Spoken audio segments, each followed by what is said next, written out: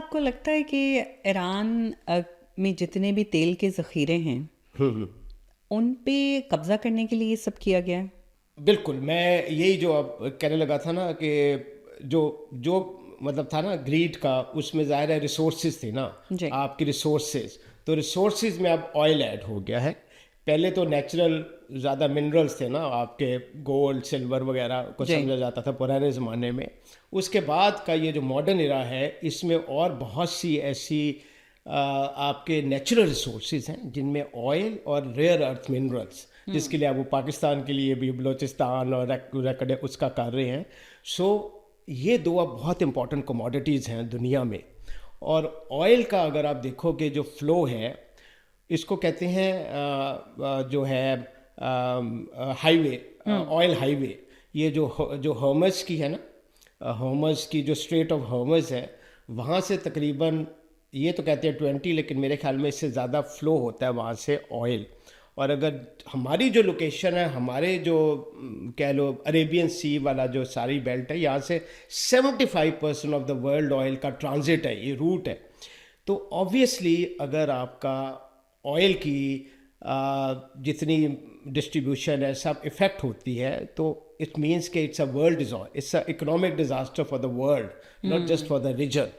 تو امریکہ کبھی بھی نہیں چاہے گا کہ اسٹریٹ آف ہرمز جو ہے وہ ایران کے کنٹرول میں رہے، جس کے لیے آج وہ سب سے بلکہ کہہ بھی رہا ہے کہ مجھے جوائن کرو. کوئی جوائن تو نہیں کر رہا، کوئی جوائن نہیں کر رہا، ایسے کھڑے کھڑے جواب دیے جا رہے ہیں ان کو. ہاں، کیونکہ سب کو ہے کہ پھر they will be can be target. اور اگر کل کچھ سارے مسلم یونائٹ ہو جاتے ہیں، تو اگر کوئی ایک دو آڈ مین آؤٹ ہوگا تو وہ زیادہ نوٹسیبل ہو جائے گا. تو اس لیے everyone is backing out, even the western powers are not collaborating in this.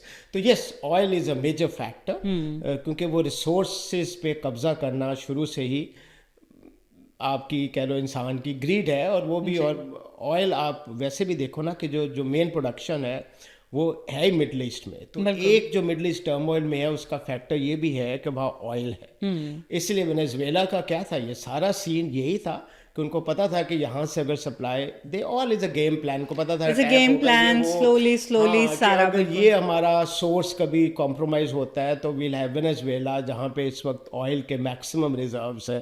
تو وہ بھی انہوں نے پہلے اس لیے اس کو اپنی پاپٹ گورنمنٹ وہاں پہ لے کر. بالکل. اچھا، آیت اللہ خمینی، آپ کو لگتا ہے کہ ان کی ڈیتھ ہو چکی ہے؟ کیونکہ جس طرح سے جی میرا خیال ہے کہ ہو چکی ہے. بلکہ آج تو نیوز تھی کہ ان کا جو علی جو تھا ان کا سیکورٹی فورسز کا، ان کی بھی اس کی بھی ڈیتھ ہو گئی ہے. تو آج کل بڑا مشکل ہوتا ہے ہائڈ کرنا. تھوڑی دیر کے لیے you can play with the word, کیونکہ ایکچولی جو وارز ہوتی ہیں اس میں بہت حد تک فیک نیوز بہت ہوتی ہیں. کیونکہ actually wars are not just fought on the borders, they are fought in the media also.